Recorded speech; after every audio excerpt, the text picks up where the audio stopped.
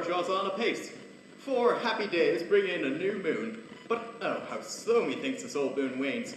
She lingers my desires like to a stepdame or a dowager, long withering out a young man's revenue. 4 days will quickly steep themselves in night. 4 nights will quickly dream away the time. And then the moon, like to a silver bow new bent in heaven, shall behold the feast of our solemnities. Go, Philostrate, stir up the Athenian youth to merriments. Hippolyta, I wooed thee with my sword and won thy love doing thee injuries, but I'll wed thee in another key, with pomp, with triumph, and with revelling. Happy be Theseus, our renowned Duke. Thanks, good Aegeus. What's the news with thee? Full of vexation, I come with complaint against my daughter, Hermia. Stand forth, Demetrius. My noble lord, this man hath my consent to marry her. Stand forth, Lysander. My gracious Duke, this man hath bewitched the bosom of my child. Thou, Lysander, thou hast given her rhymes and interchanged love tokens with her, turned her obedience, which is due to me, to stubborn harshness. Be it so that she will hear before your grace consent to marry with Demetrius. I beg the ancient privilege of Athens, as she is mine, I may dispose of her, but it shall be to this gentleman or to her death, according to our law provided immediately in that case. What say you, Hermia? Be advised, Hermaid, to you your father should be as a god. Demetrius is a worthy gentleman. So is Lysander. In himself he is. But in this kind, wanting your father's voice, the other must be held the worthier. I would he looked with my eyes. Rather, your eyes must with his judgment look. I do entreat your grace to pardon me. I know not for what power I am made bold, but I do beseech your grace that I may know the worst may befall me in this case if I refuse to wed Demetrius. Either to die the death, or abjure forever the society of men. Take time to pause. By the next new moon, upon that day, either prepare to die for disobedience to your father's will, or else to wed Demetrius as he would. Relent, sweet Hermia, and Lysander, yield thy crazed title to my certain right. You have her father's love, Demetrius. Let me have Hermia's. Do you marry him? Scornful Lysander, true he hath my love, and what is mine, my love shall render, and all my love of her I do estate into Demetrius. I am, my lord, as well derived as he, as well possessed. My love is more than his, and which is more than all these boasts can be. I am beloved of beauteous Hermia. Demetrius, I'll avouch it to his head, made love to Nadar's daughter, Helen, and won her soul. And she, sweet lady, dotes, devoutly dotes in idolatry upon this spotted and inconstant man.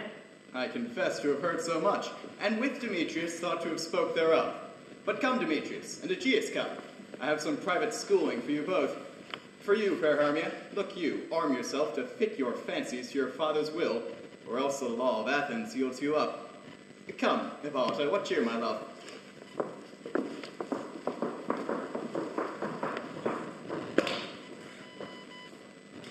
How now, my love? Why is your cheek so pale? How chance the roses there do fade so fast? Belike for want of rain, which I could well beteem them the tempest of my eyes.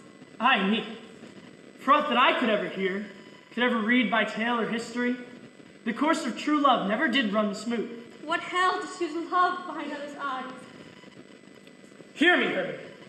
I have a widow aunt, a dowager, of great revenue, and she hath no child. From Athens is her house remote 7 leagues, and she respects me as her only son. There, gentle Hermia, may I marry you, and to that place the sharp Athenian law cannot pursue us.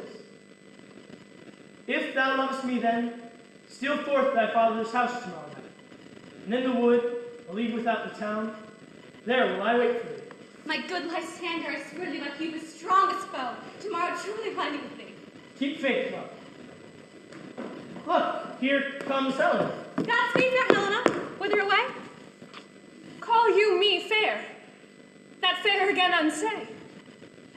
Demetrius loves your fair. Oh, happy fair. Oh, teach me how you look, and with what art you sway the motions of Demetrius's heart. I frown upon him, yet he loves me still. Oh, that your frowns could teach my smiles such skill. I give him curses, yet he gives me love. Oh, that by my prayers could such affection move. The more I hate, the more he follows me. The more I love, the more he hateth me. His folly, Helena. fault of mine. None but your beauty. Would that fault were mine. Take comfort. He no more shall see my face. Lysander myself shall fly this place. Helen, to your minds we will unfold. Tomorrow night when Phoebe doth behold a time when lovers' flights doth still conceal. Through Athens' gates we have devised to steal. And in the wood, where you and I upon faint primrose beds were wont to lie, emptying our bosoms of their counsel sweet, there my Lysander myself shall meet. And thence from Athens turn away our eyes to seek new friends and stranger companies.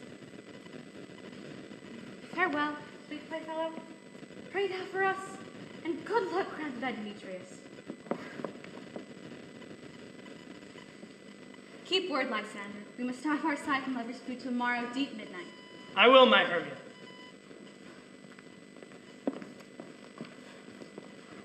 Helena, adieu. As you on him, Demetrius dote on you.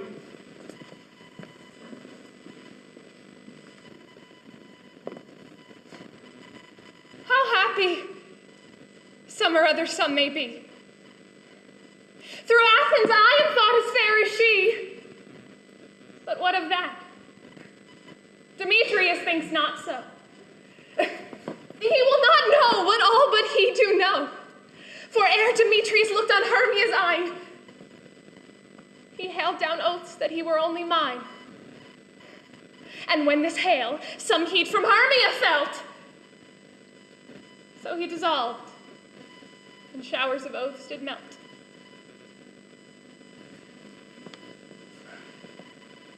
I will go tell him of fair Hermia's flight. Then to the wood will he tomorrow night pursue her. And for this intelligence, if I have thanks, it is a dear expense. But here in me nigh to enrich my pain, to have his sight thither and back again.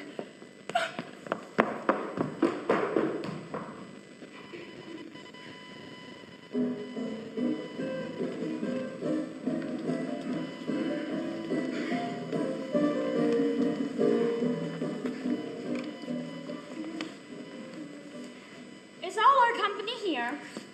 You are best to call them generally, man by man, according to the script. This is the list of every man's name which is thought fit through all Athens to play an hour into it before the Duke and the Duchess on his wedding day and night. First, good, Peter Quince, say what the play treats on, then read the names of the actors, and so, row to a point.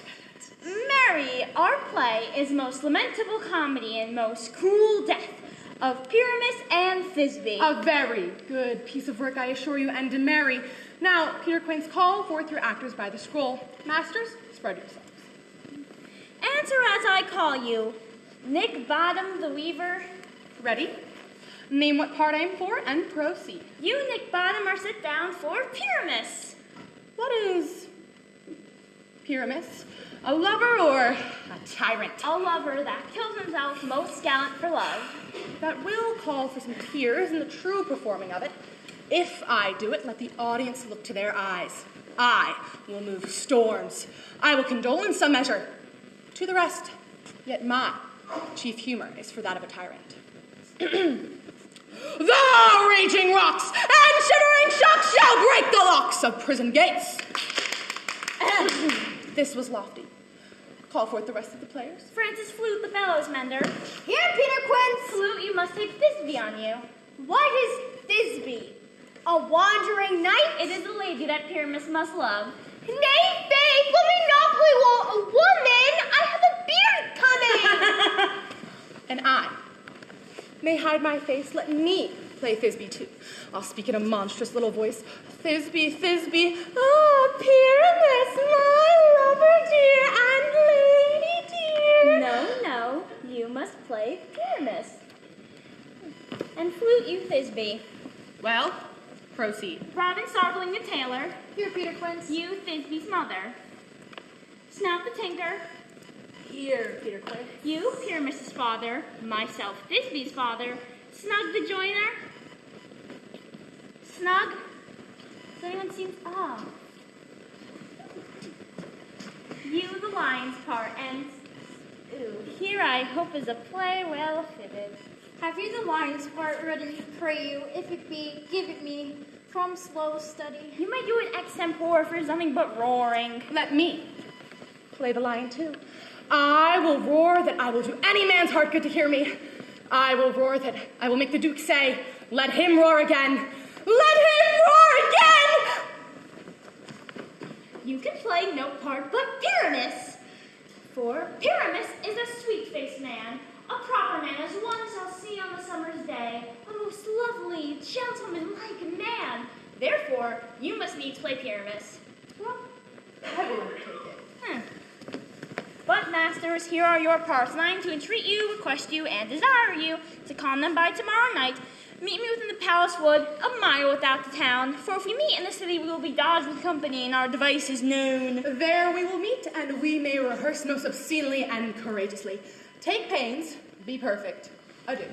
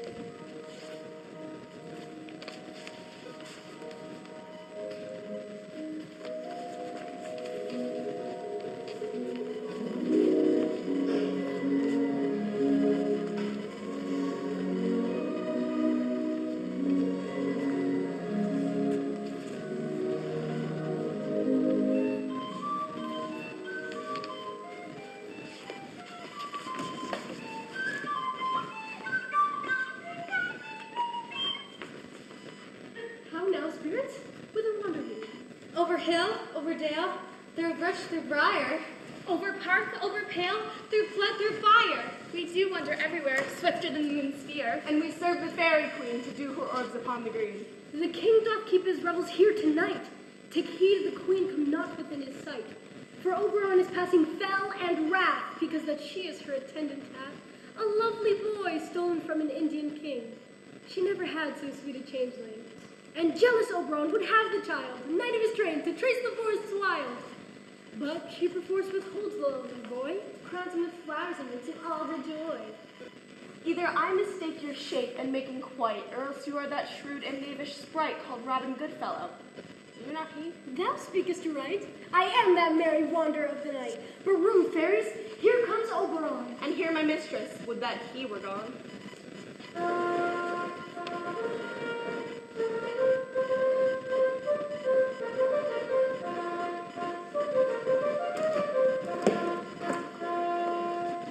Ill met by moonlight, proud Titania. What? Jealous Oberon? Fairies, skip hence. I have forsworn his bed and company. Tarry, rash one. Am not I thy lord? Then I must be thy lady. Why art thou here? Why should Titania cross her, Oberon? I do but beg a little changing boy to be my henchman. Set your heart at rest. The fairyland buys not the child of me. His mother was a votaress of my order, and full often in the spiced Indian air by night hath she gossiped by my side. But she being mortal, that boy did die. So for her sake do I rear up her boy, and for her sake I will not part with him. How long within this wood intend you stay? Perchance till after Theseus' wedding day. If you will patiently dance in our revels and see our moonlight haunts, go with me. If not, shun me, and I will spare your haunts. Give me the boy, and I'll go with thee. Not for thy fairy kingdom, fairies away. We shall chide downright if I longer stay. We'll go thy way. Thou shalt not from this grove till I torment thee for this injury. My gentle Puck, come hither. Fetch me the flower, the herb I showed thee once. The juice of it upon sleeping eyelids lay will make man or woman madly dote upon the next live thing that they see. Fetch me this herb, and be thy here again, ere the Leviathan can swim a league. Once having this herb, I'll watch Titania when she is asleep. And then I'll drop the liquor of it into her eyes. The next thing she's then waking looks upon, be it on lion, wolf, bear on boar, on a meddling monkey, or on a busy ape, she shall pursue it with the soul of love. And ere I take this charm from of her sight, as I take it with another herb, and I'll make her render up her page to me. But who goes there? I am invisible, and will overhear the conference. I love thee not, therefore pursue me not. Where is Lysander and fair Hermia? The one I'll slay, the other slave me. Thou toldest me they were stolen unto this wood, and here I am, and wood within this wood, because I cannot meet my Hermia. Hence get thee gone, and follow me no more. Do you draw me, you hard-hearted adamant? Do I entice you? Do I speak you fair, or do I not tell you, in plainest truth, that I do not, nor I cannot love you? But for that do I love you the more. I am your spaniel, and Demetrius, neglect me, lose me, only give me leave, unworthy as I am, to follow you. Tempt not too much the hatred of my spirit, for I am sick when I look on thee. And I am sick when I look not on you. You do impeach your modesty too much to leave the city and commit yourself into the hands of one that loves you not. I'll run from thee and hide me in the brakes and leave thee to the mercy of wild beasts. Let me go, or if thou follow me, do not believe that I shall do thee mischief in the wood. Your wrongs do set a scandal on my sex! We cannot fight for love as men may do. We should be wooed! And we're not made to woo. I'll follow thee and make a heaven out of hell, to die upon the hand I love so well. Fare thee well, nymph. Ere he do leave this garden, thou shalt fly him, and he shall seek thy love. Thou hast the flower there? Welcome, wanderer. Hi, there it is. I pray thee, give it to me. Yes. I know a place where the wild thyme blows, where oxlips and nodding violets grow. There Titania sleeps, some of the night, lulled in these flowers with dances in the light. And with this juice of it, I'll streak her eyes and make her full of hateful fantasies. Take thou some of it, and seek through this grove a sweet Athenian lady who's in love with a disdainful youth. Anoint his eyes, but do it when the next thing he espies on may be the lady. Thou shalt know him by the Athenian garments he hath on. Affect with some care that he may prove more fond on her than she upon her love. And meet me ere again the first cock crow. Fear not, my lord, your servant shall do so.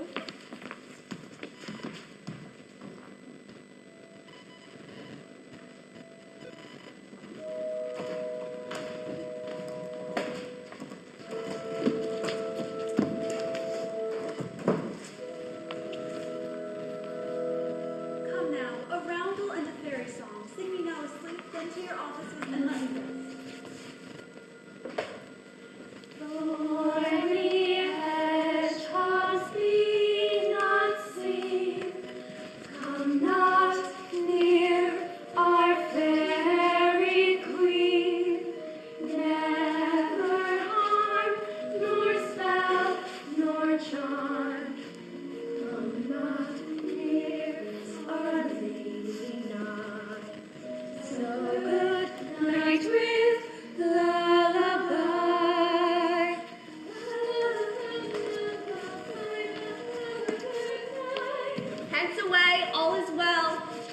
Salute!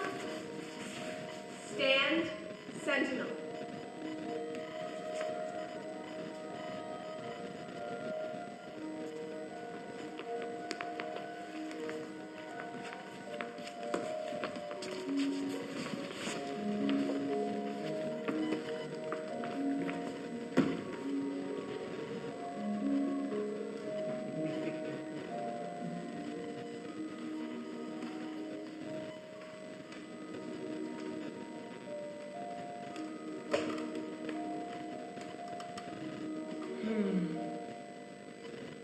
What thou seest when thou wake, do it for thy true love take.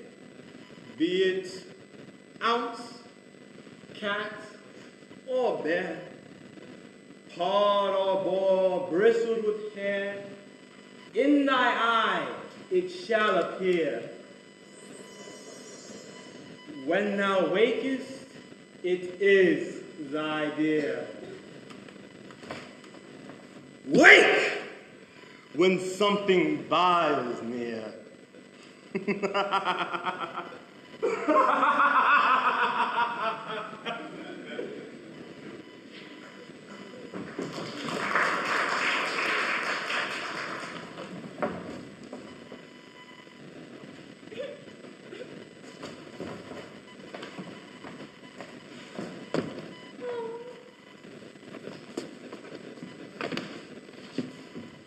Fair love, you faint with wandering in this wood. And to speak truth, I have forgot our way. We'll rest us, Hermia, if thou think it good, and tarry for the comfort of the day. Be it so, Lysander. Find out a bed, for I upon this rock shall rest my head. One rock shall serve as pillow for us both.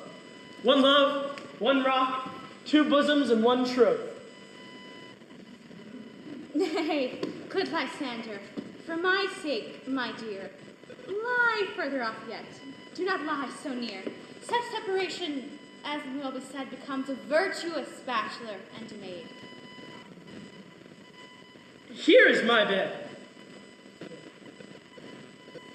Sleep give thee all his rest. With half thy wish should I be pressed. Through the forest I have gone, but Athenian I found none. Night and silence. Who is here? Weeds of Athens he doth wear. This is he my master said despises the Athenian maid.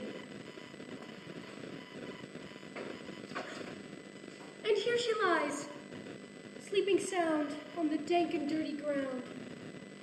Pretty soul. She durst not lie near this lack love, this kill courtesy. Churl, upon thy eyes offer all the power this charm doth own. So awake when I am gone, for I must now to Oberon.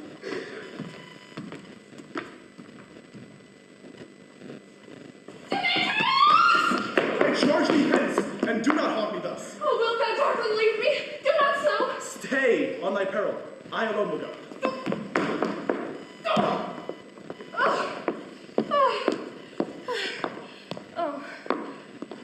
I am out of breath in this fond chase.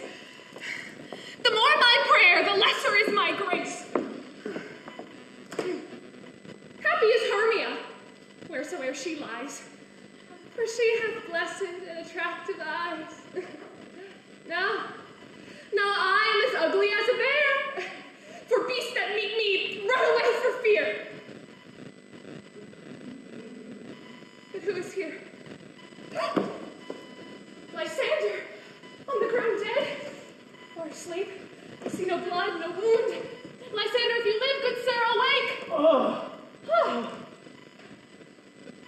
And run through fire I will for thy sweet sake. Transparent Helena, nature shows me art, which through thy bosom makes me see thy heart. But where's Demetrius? Oh, how fit a word. Is that vile name to die by my sword? Do not say so, Lysander, say not so. What though he love your Hermia? Lord, what though? Yet Hermia still loves you. Then be content. Content? With Hermia?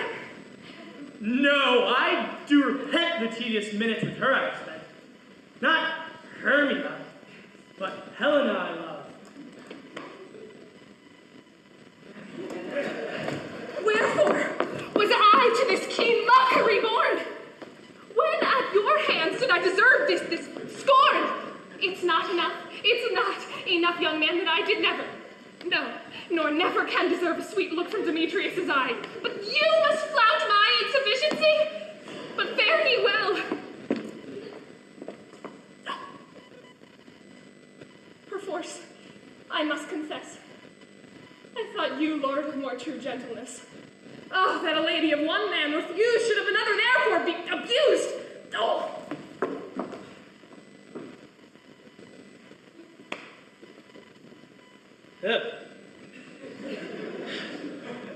She sees not Hermia. Hermia, sleep thou then. Never again mayest thou come Lysander near. In all my power address your love and might to honor Helen and to be her knight.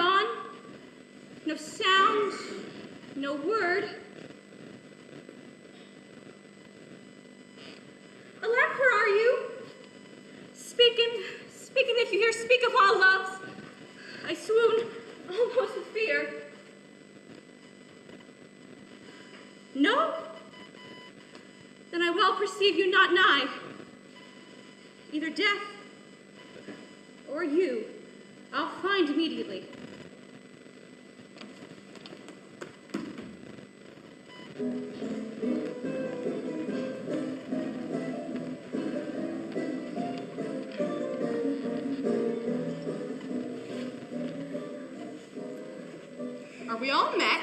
Pat, and here's a marvelous convenient place for our rehearsal. This green plot shall be our stage, this hawthorn brake our tiring house, and we will do it in action as we shall do it before the Duke. Peter Quince. What sayest thou, bully bottom? There are things in this comedy of Pyramus and Thisbe that will never please. First, Pyramus must draw a sword to kill himself, which the ladies could never please. How answer you that? Byre Lockin, a parlous fear. I believe we'll have to leave the killing out when all's done. Not a whit. I have a device to make all well.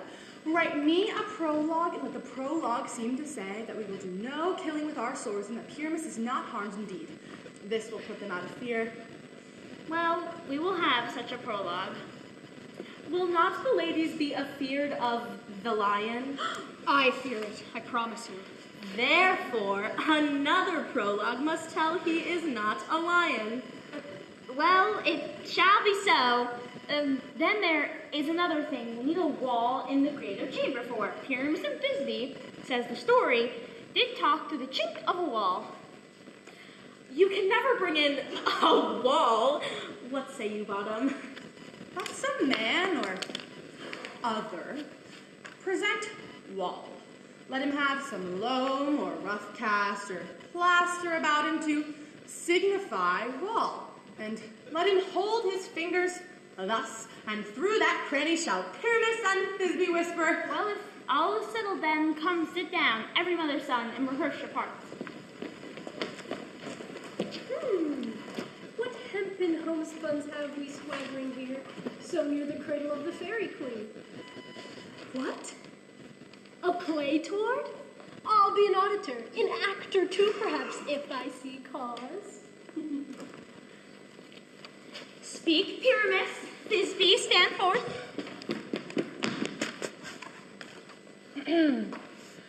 Thisbe, the flowers of Odia savor sweet. Odors. It's odors. Odors savor sweet.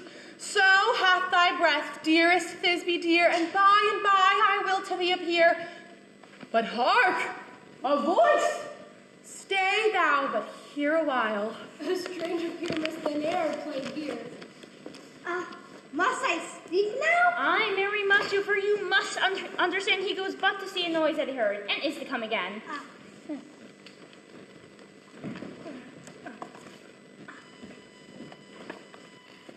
Most radiant pyramus, most lily white of hue, of color like the red rose on the triumphant briar, most briskly eke, most lovely Jew, as true as the truest horse that yet would never tire. I'll meet thee, pyramus, at Ninny's too. Ninnis, too, man. Well, you must not speak that yet. That you answer the pyramus. You speak all your parts at once, cues and all. Pyramus, your cue is past. It is never tire. As true as the truest horse that yet would never tire. If I were fair, Thisbe, I were only thine. Oh, monstrous. Oh, strange. We are haunted. Pray, masters. Fly, masters. Help! Why do they run away? This is a knavery of them to make me afeard. Oh, thou art changed. What do I see on thee? What do you see? You see an ass head of your own, do you? Bless thee, bottom. Thou art translating. Go. I see their knavery. This is to make a fool of me, to fright me if they could. But I will not move from this place. Do what they can. I will walk up and down here, and I shall sing, that they shall hear I am not afraid. The outsel cock, so black of hue, with orange tawny bill, the throstle with his note so true, the wren with little quail. What angel wakes me from my flowery bed? The finch, the sparrow, and the lark, the plaints on cuckoo's grave, whose note full many a man doth mark, and dares not answer kneel. I pray thee, gentle mortal, sing again. Mine ear is much enamored of thy note, so is mine eye enamored of thy shape. And thy fair virtue's force perforce doth move me on the first view to say, to swear I love thee. Methinks, mistress, you should have a little reason for that. And yet, to say the truth, reason and love keep little company together nowadays. Thou art as wise as thou art beautiful. Not so neither. If I had wit enough to get out of this wood, I had enough to serve mine own turn. Out of this wood do not desire to go. Thou shalt remain here, whether thou wilt or no. I am a spirit of no common rate. The summer still doth tend upon my state, and I do love thee. So go with me. I'll give thee fairies to attend on thee. Peas blossom, cobweb, moth, mustard seeds. Ready! And I. Where shall we go? Be kind and courteous to this gentleman. Hop in his walks and gambol in his eyes. Hail! Mortal? Hail, hail, hail. Come, wait upon him. Lead him to my bower. The moon, methinks, looks with a watery eye, and when she weeps, weeps every little flower. Tie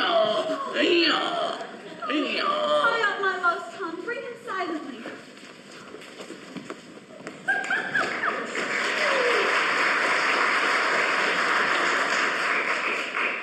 I wonder if Titania be awaked. Then, what was it that next came into her eye, which she must dote on in extremity? Ah, there's my messenger. How now, mad spirit? What night rule now about this haunted grove?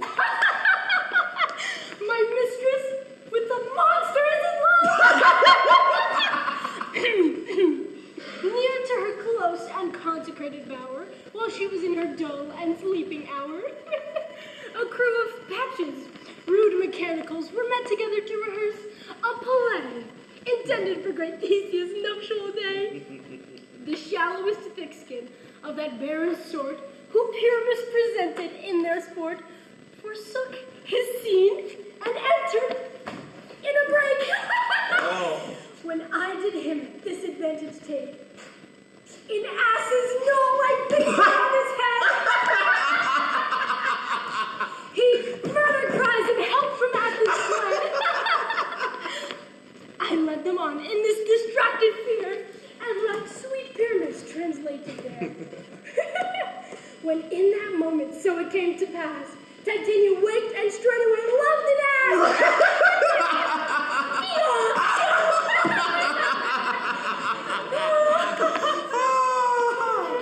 This falls together better than I could have devised. But did thou latch the Athenian eyes with the love juice, as I did bid thee do? I took him sleeping. That is finished too. Excellent. Stand back. This is the same Athenian. This the woman, but not this the man. Oh, why rebuke you him that love you so? Lay breath so bitter on your bitter foe. Now I but chide, but I should use thee worse. For thou, I fear, hast given me cause to curse. If thou hast slain my standard asleep, being o'ershoes in blood, then plunge the deep and kill me, too. The sun was not so true unto day is he to me. Would he have stolen away from sleeping Hermia? Oh, it cannot be thou hast murdered him. So should a murderer look. So dead, so grim. So should the murdered look, and so should I, pierced through the heart with your stern cruelty. Yet you, the murderer, look as bright, as clear as yonder Venus in her glimmering sphere. What's this to my Lysander? Where is he? Ah, good Demetrius. Wilt thou give him me? I would rather give his carcass to my hound. Oh, how tall, how purr! That drives past the bounds of Beaton's patience! Hast thou slain him then? You spend your passion on a misprized mood. I am not guilty of Lysander's blood, nor is he dead for aught that I can tell. I pray thee, tell me then that he is well. And if I could, what should I get there for? A privilege never to see me more. There is no following her in this fierce vein.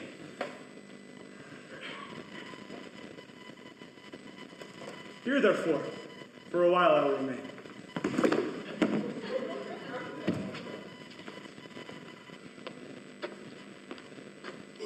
What hast thou done?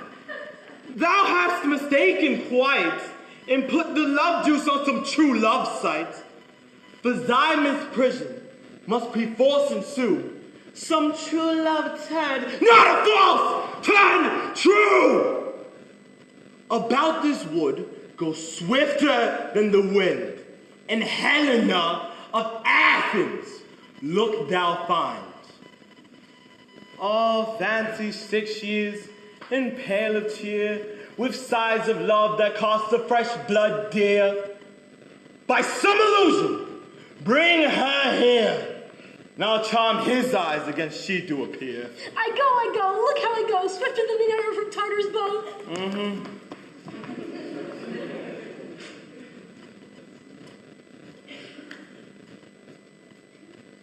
Flower of this purple dye, sink, sink, in apple of his eye. When his love he doth espy, make her shine as gloriously as Venus of the sky. Captain of our fairy band. Helena is here at hand, and the youth mistook by me, pleading for a lover's fee. Shall we their fond pageant see? Lord, what fools these mortals be! Stand aside. The noise they make will cause Demetrius to awake. Then will two at once woo one. This must needs be sport alone, and those things do best please me that befall preposterously. What? Did you think that I should move in scorn? Scorn and derision never come in tears. Look, when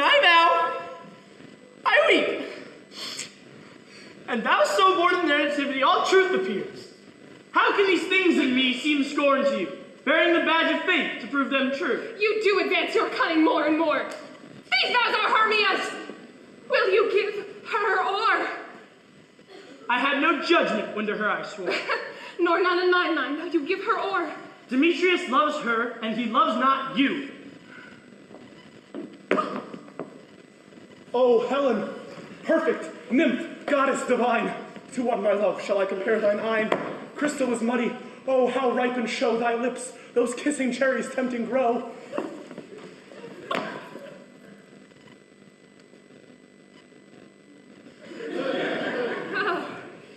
Oh, spite! Oh, hell!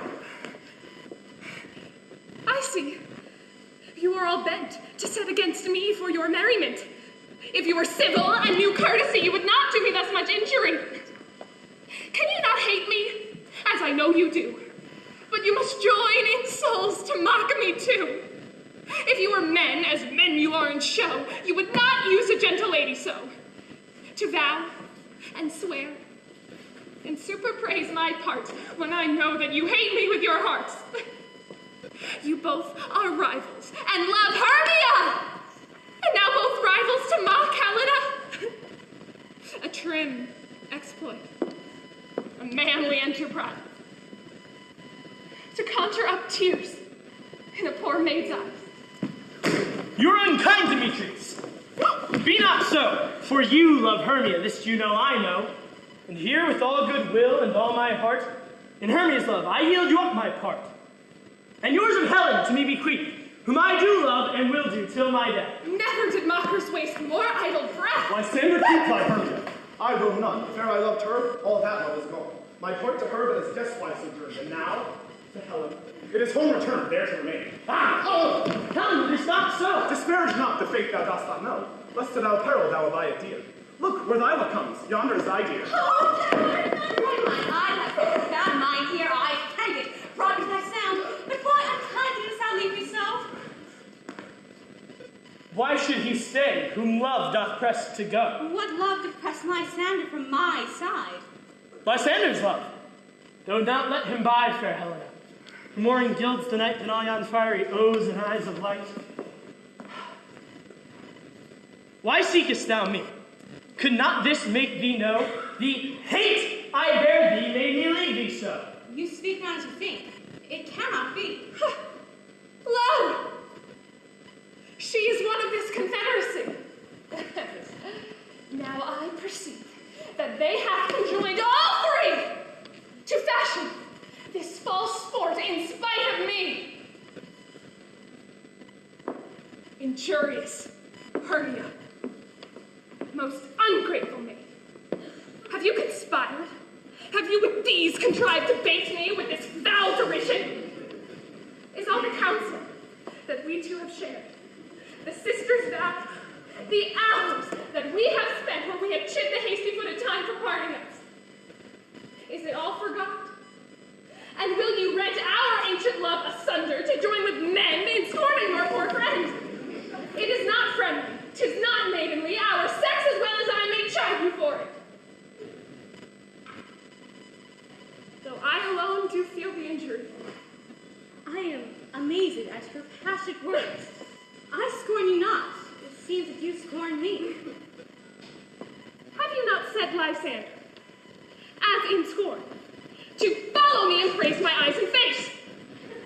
And made your other love, Demetrius, who but now did spurn me with his foot, to call me goddess? Nymph, divine and rare, precious celestial. Wherefore speaks he this to her he hates? And wherefore doth Lysander deny your love so rich within his soul, and tender me forsooth affection, but by your setting on, by your consent? What, though I be not so in grace as you, so hung upon with love, so fortunate, but miserable most to love unloved? This you should pity, rather than despise. I understand not what you mean by this. I do. Persever counterfeit sad looks, make mouths upon me when I turn my back, wink at each other, hold the sweet jester. This sport well carried shall be chronicled. pity, grace, or manners, he would not make me such an argument. But fare ye well. 'Tis partly my own fault, which death or absence soon shall remedy. Stay, gentle Helena. Hear my excuse.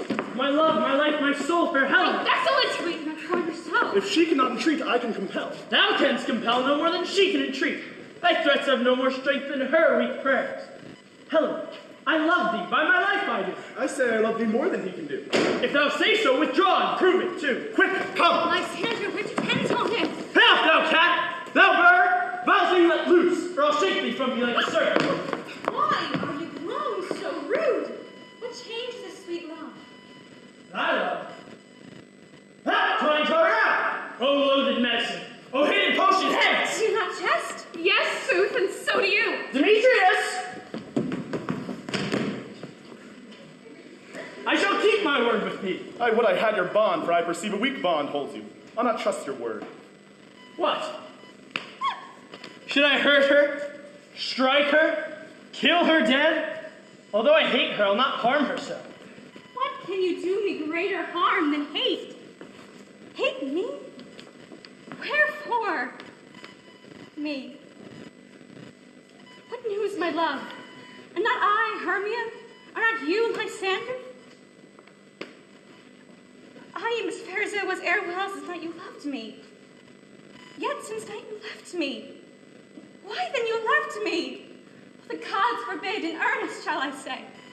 Aye, by my life. I never did desire to see thee more. Therefore, be out of hope, of question, of doubt. Be certain, nothing truer, 'tis no jest, that I do hate thee and love Helena. Oh, me. You juggler! You dagger blossom! You thief of love! What have you gone by night and sold my love's heart from him? Fine eye, faith! Have you no modesty? No maiden shame? No touch of bashfulness? What?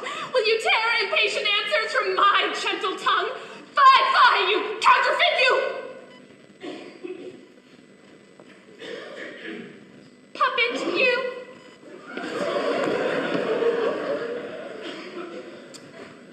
Puppet. Why? So,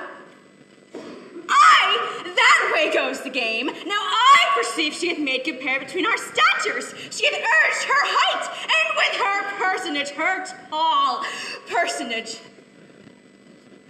Her height, forsooth, she hath prevailed with him. And are you grown so high in esteem?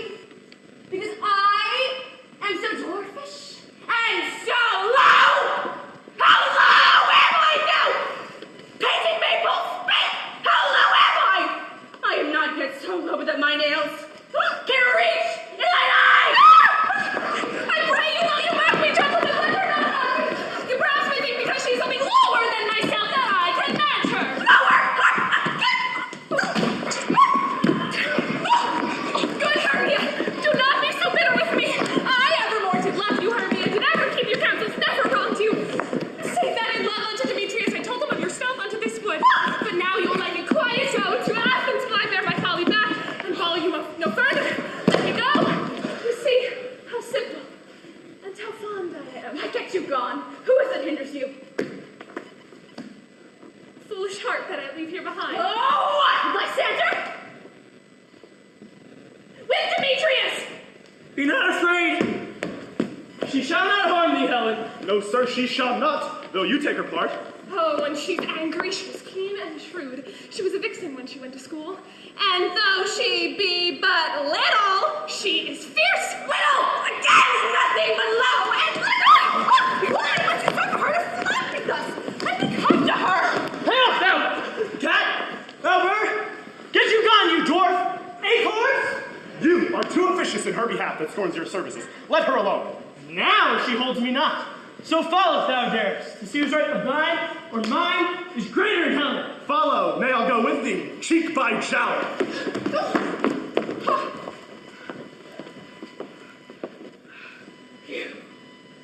Mistress.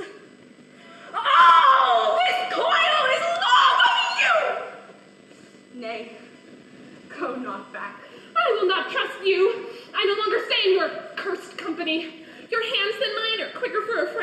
My legs are longer, though, to run away!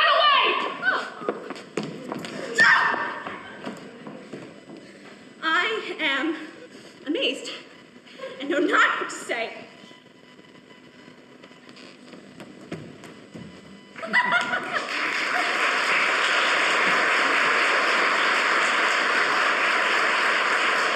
This is thy negligence!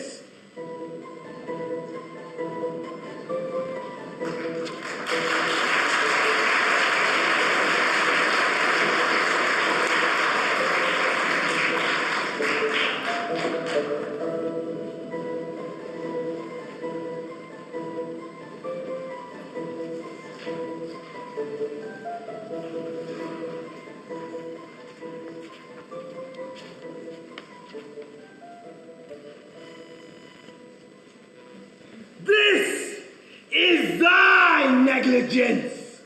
Believe me, King of Shadows, I mistook. But did you not tell me that I would know the man by the Athenian garment he hath on? And so far blameless proves my enterprise that I have noted in Athenians' eyes. Come, crush this herb into Lysander's eyes, the juice of which has the virtuous property to take from thence all errors with his might, and make his eyes roll in wanton sight. When they next wake, all this diversion shall, seem a dream, a fruitless vision.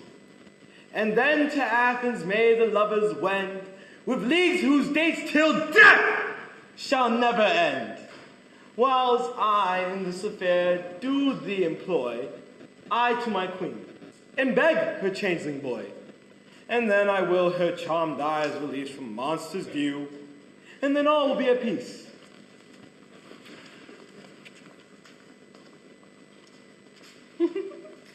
Up and down, I will lead them up and down. I am feared in field and town, God will lead them up and down. Here comes one. Where art thou, proud Demetrius? Speak thou now! Here, villain, drawn and ready. Where art thou? I'll be with thee straight. Lysander! Thou run away, thou coward, art thou fled? Speak, in some bush, where dost thou hide thy head? Thou coward, art thou bragging to the stars and wilt not come? Come, recreant, come now, child, I'll whip thee with a rod. Yea, art thou there? Follow my voice, we'll try no manhood here.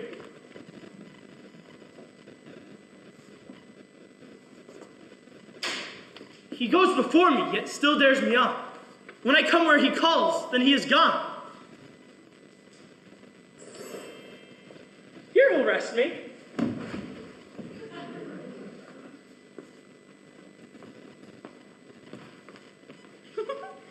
Ho, ho, ho, coward! Why comest thou not? Abide me if thou darest, for well I wot, thou runnest before me, shifting every place, but darest not stand nor look me in the face.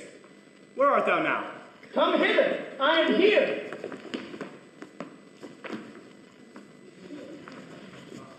Nay then, thou mockest me. Thou shalt buy this deer. A weary night, a long and tedious night. Abate thy hours.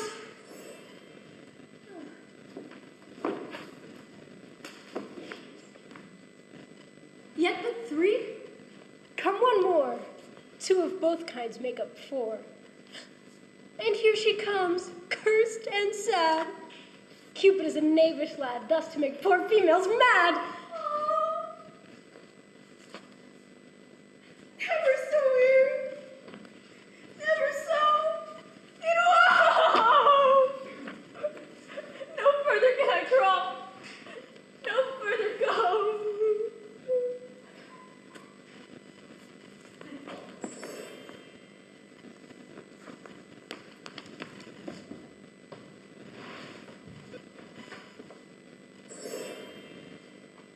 Now when thou wakest, thou takest true delight in the sight of thy former lady's eye.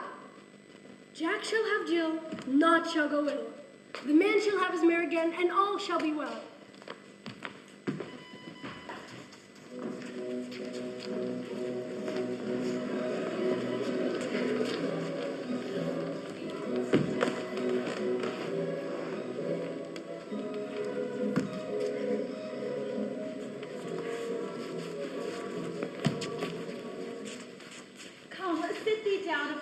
flowery bed, while I thy amiable cheeks do coy, and stick musk roses in thy sleek smooth head, and kiss thy fair large ears, my gentle joy. Where's Peas Blossom? Ready. Scratch my head, Peas Blossom. Where's Fairy Mustard Seed? What's your will? Nothing but tell Cobweb to scratch. Methinks I must to the barber's, for I am marvelous hairy about the face, and I'm such a tender ass that whenever my hair do but tickle me, I must scratch. Say, sweet love, doth thou desire to hear some music? I have a reasonable good ear in music. Let us have the tongs and the bones. Or say, sweet love, what thou desirest to eat? Methinks I have a great desire to a bottle of hay. Good hay, sweet hay, hath no fellow. I pray you let your people not disturb me. I have an exposition of sleep come upon me. Sleep thou, and I will wind thee in my arms. There, be gone, and be always away. Oh, how I love thee, how I dote on thee.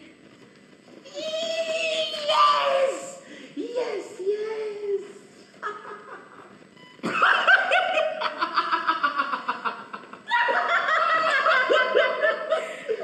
Yes, yes, yes. Oh, aren't you marvelous? Good Robin, seest thou the sweetest sight? Her dotage now I do begin to pity. For meeting her late behind the wood, I then did ask of her for a changing child, which straight she gave to me. And her fairy sent to bear him in my brow on fairyland. And now I have the boy.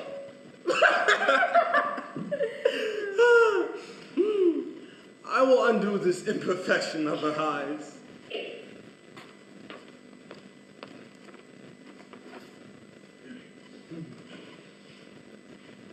Be as thou wast wont to be. See as thou wast wont to see. Have such force in blessed power. Now, my Titania, wake you, my sweet queen. My Oberon, what visions have I seen? Methought I was enamored of an ass. Then I shall love. How came these things to pass? Oh, how mine eyes loathe his visage now. Silence a while. Puck! Take off this head. Now when thou wakest with thine own fool's eyes peep. Come, my queen, take hands of me, and rock the ground whereon these sleepers be. Now thou and I are new in amity, and will tomorrow midnight suddenly dance in Duke Theseus' house triumphantly, and blessed in all and fair prosperity, there shall the faithful pairs of lovers be, wedded with Theseus, in all jollity. Fairy King, attendant Mark, I do hear the morning lark. Come, my love, and in our flight tell me how it came this night that I, sleeping here, was found with these mortals on the ground.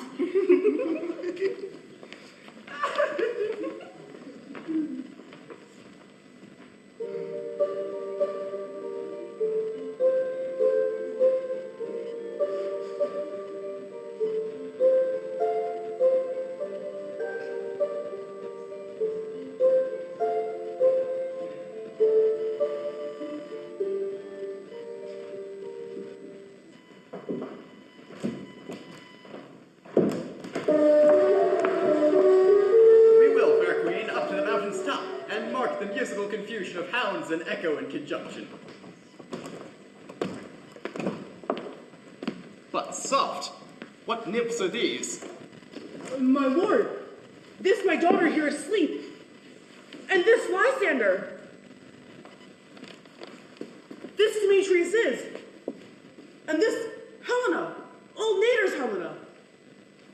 I wonder if they're being here together. No doubt they rose up early to observe the rite of May, and hearing our intent, came here and grace our solemnity. But speak, good Aegeus, is this not the day that Hermia should give answer of her choice? It is, my lord.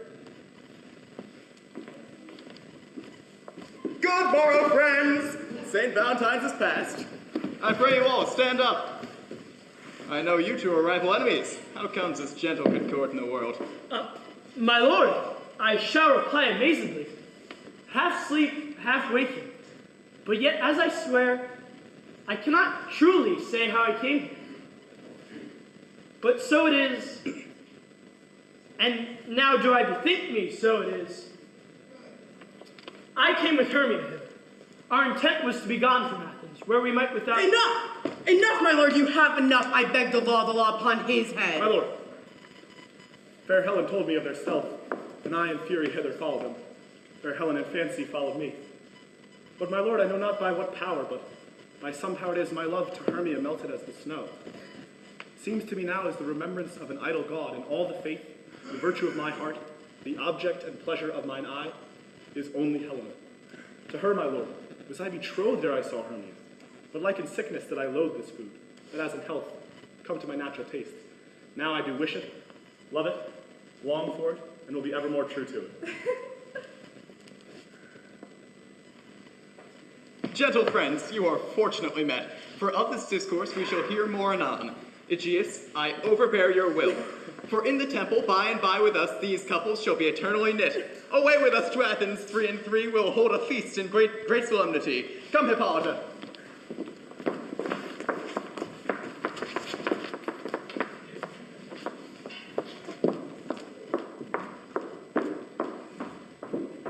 These things seem small and undistinguishable, like far-off mountains turning into clouds. When everything seems doubled, methinks I see these things with parted eye. So methinks. And Demetrius is to me like a jewel, mine own and not mine own. Are you sure that we are awake? It seems to me that yet we sleep, we dream. Do you not think that the Duke was here and bid us follow him? Yea, and my father. And Hippolyta. And he bid us follow to the temple. Why then, we are awake. Let's follow him. And by the way, let's recount our dreams.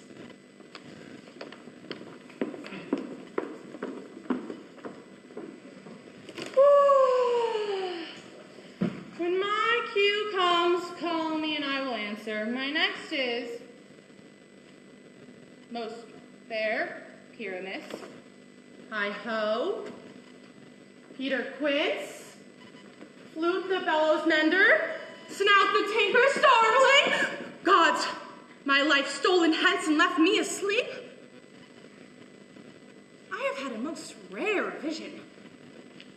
I have had a dream past the wit of man to say what a dream it was. Man is but an ass if he go about to expound my dream.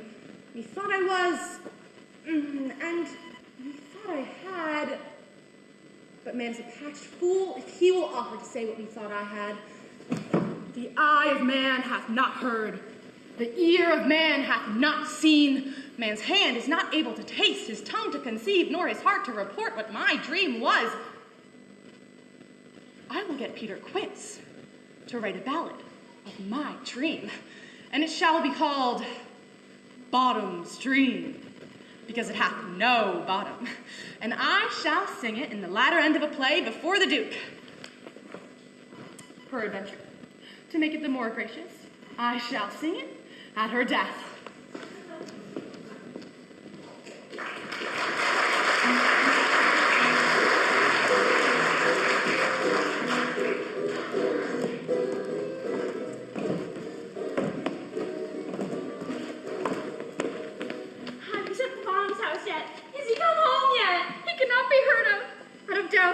He's transported.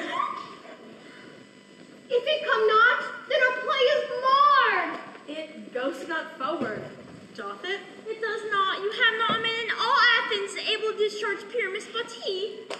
Yeah, he had the best wit of any handicraft man in Athens. Yeah, and the best person too. And he is a paramour for a sweet voice. You must say paragon. A paramour is, God bless us, a thing of naught. Masters, the Duke is coming from the temple, and there are 2 or 3 lords more married. If our sport would have gone forward, we would have been all made men. Oh, sweet bully bottom! Thus hath he lost 6p a day during his life. He could not have escaped 6p a day. And if the Duke had given him 6p a day to play Pyramus, I'd be hanged. He would have deserved it. 6p a day in Pyramus, or nothing. Where are these lads? Where are these hearts?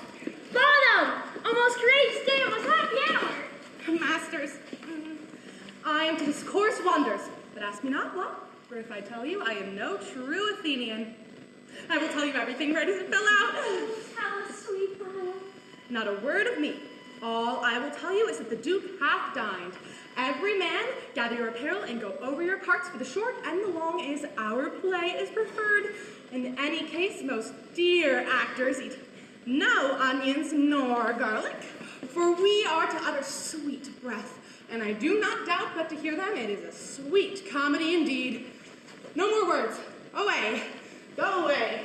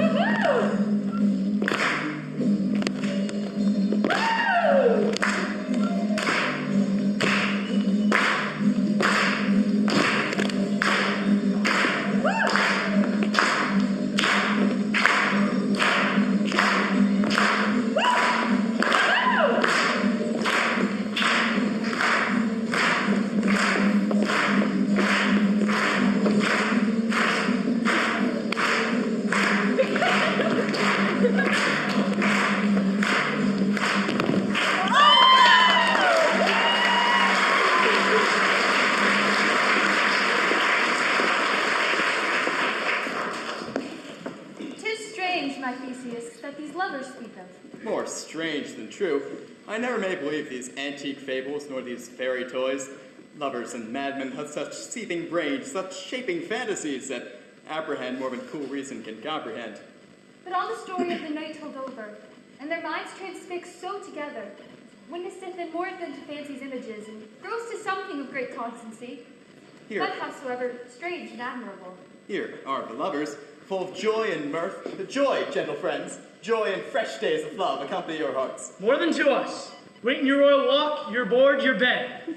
Come now, what masks, what dances shall we have to wither away the long age of 3 hours between after supper and bedtime? Where's the usual measure of mirth? Is there no play to ease the pain of an anguishing hour? Fill straight. Here, mighty Theseus. Say, what abridgment have you for this evening? A play there is, my lord, some 10 words long, which is as brief as I have known a play. For in all a play there is not one word act, one player fitted. A tragical, my noble lord, it is, for which when I saw rehearsed, I must confess, made mine eyes water, for more merry tears the passion of loud laughter never shed. What are they that do play it? Hard-handed men that work in Athens here, which never labored in their minds till now, and have now toiled their unbreathed memories with this same play against your nuptial. And we will hear it.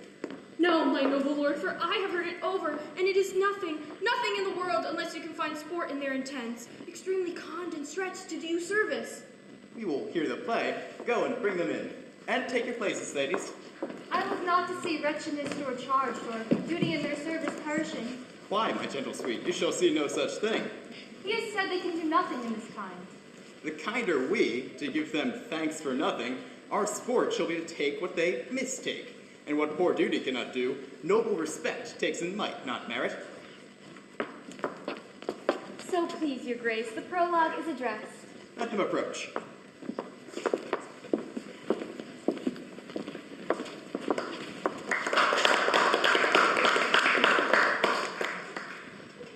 If we friends go for will, I think we come not to offend, but wicked will assure several skilled lads, the true beginning of our the act of our hand and by their show, you shall know all you will like to know.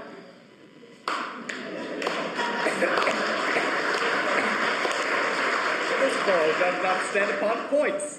Indeed, he hath played upon his prologue like a child on a recorder's sound, but not in government.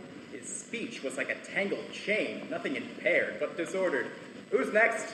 Gentles, perchance you wonder at this show, but wonder on till truth makes all things plain.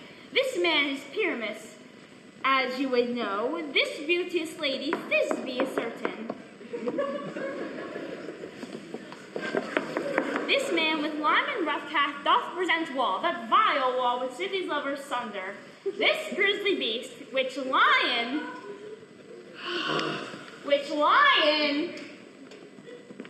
Tights by name, the trusty Thisbe, coming first by night, did scare away, or rather did affright.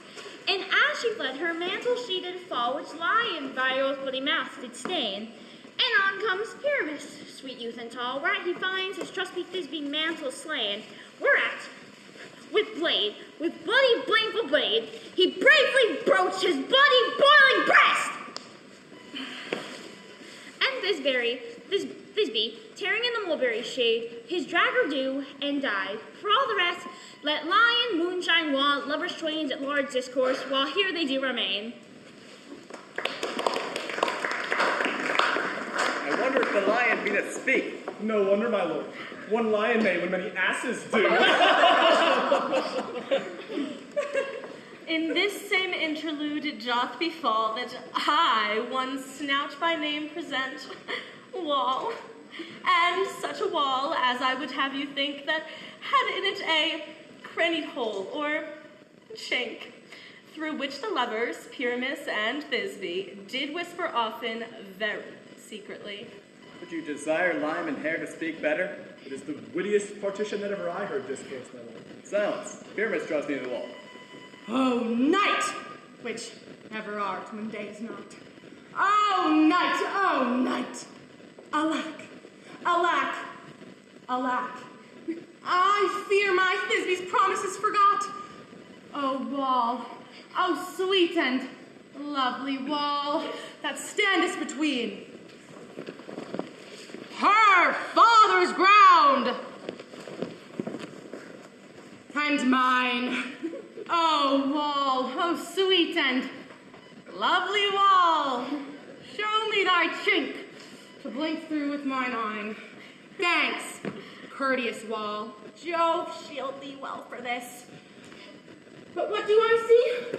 No Thisbe do I see. O wicked wall, for whom I see no bliss. Cursed be thy stones for thus deceiving me. The wall, methinks, being sensible, should curse again. No, in truth, sir, he should not, for you see, deceiving me is Thisbe's cue. She is to enter now, and it shall fall pat as I told you. Yonder, she comes. Ahem.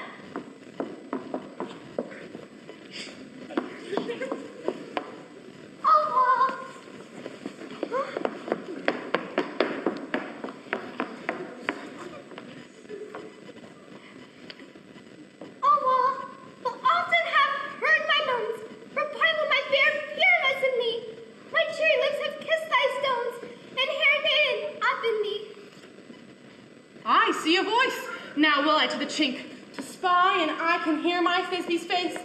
Thisbe?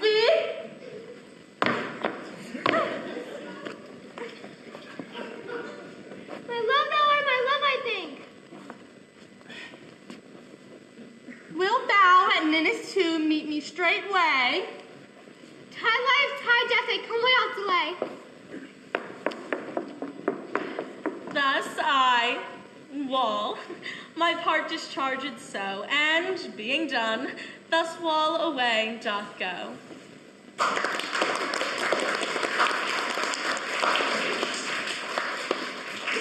That was the mural gone between the two neighbors. This is the silliest stuff that ever I heard.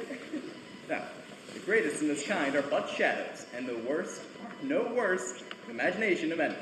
It must be your imagination then, and not theirs. If we imagine no worse of them than they of themselves, they would pass for excellent men. Here come two noble beasts in, a man and a lion. You ladies, you whose gentle hearts do fear the smallest monstrous mouse that creeps on the floor, may perhaps both quake and tremble here, when lion rough in the wildest rage shall roar, that I, a snug joiner, am a lion fell, nor lion's dam, may come into this place with strife, toward pity on my life. A very gentle beast of good conscience. A very best of the beasts, my lord, that e'er I saw. This lanthorn doth the horned moon present. He should have worn the horns on his head. This lanthorn doth the horned moon present. Myself, the man in the moon, do seem to be. This is the greatest error of all the rest. He should have his head inside the lanthorn. How else is he man in the moon? He dares not go in there. For the candle, you see, it is already snuffed. Oh. I'm aweary of this moon. Would that he would change. Well, it appears by his small light of discretion that he's in the wane. But, in all courtesy, we must stay the time. Shh. Proceed, moon. All that I have to say is to tell you that the lanthorn is the moon, and I, the man in the moon. But silence. Here comes Thisbe. This is all Ninnis tomb! Where is my love? Well roared, lion. Well run, Thisbe. Well shone, moon. Truly the moon doth shine with good grace. Well moused, lion. And then came Pyramus. And so the lion vanished. Oh, spite! But mark, poor knight, what dreadful dole is here. Eyes, do you see? Thy mantle good what? Stained with blood! This passion and the death of a dear friend would go very near to make a man look sad. Be sure my heart, but I pity the man. Oh, wherefore, nature, didst thou lion frame, whose lion vile hath since devoured my dear, who is, no, who was the fairest dame that lived, that loved, that liked, that looked with cheer. Come, tears, confound, out sword, and wound the pap of Pyramus, that left pap, where heart doth hop, thus die thus. Now, I am dead, and now my soul is fled. Tongue, loose thy light. Moon, take thy flight. Now,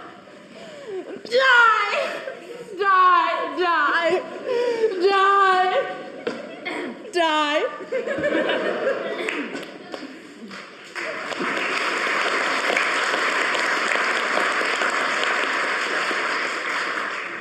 How chance moonshine is God before Thisbe comes back and finds her love? She will find him by starlight. Here she comes now, and her passion ends the play. Asleep, my love? What, dead, my dove? Pyramus, rise! Speak! My dumb!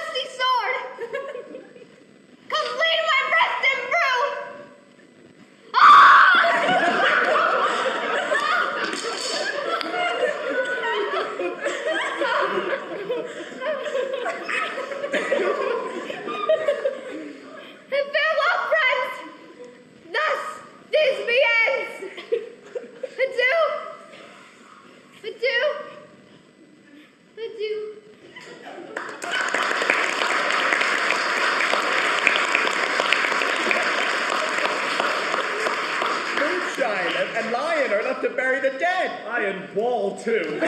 No, sir. Assure you the wall is down that part of their fathers. Will it please you to see the epilogue? No epilogue. I pray you, your play needs no excuse.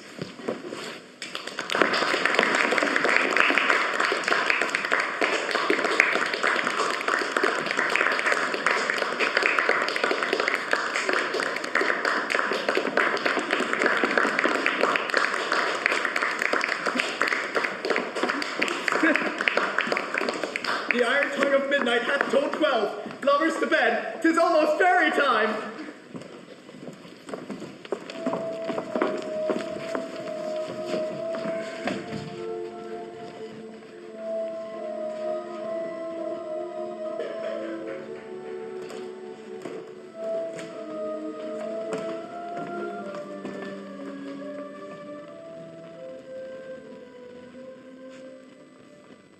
Throughout this house, give glimmering light by the dead and drowsy fire. Every elf and fairy sprite hop as light as bird from briar.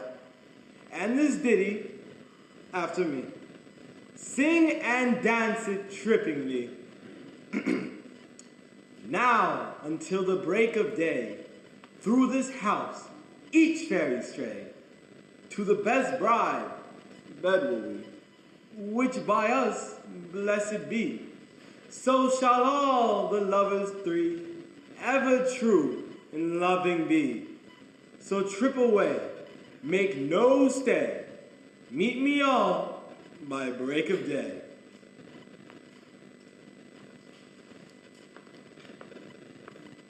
If we shadows have offended, think but this, and all is mended. That you have yet but slumbered here, while these visions did appear. And this weak and idle theme, no more yielding but a dream. Gentles, do not reprehend, for if you pardon, we will mend. And as I am an honest puck, if we have unearned luck, now to escape the serpent's tongue, and make amends ere long. Else the puck a liar call. So, good night unto you all. Give me your hands if we be friends, and Robin shall restore amends.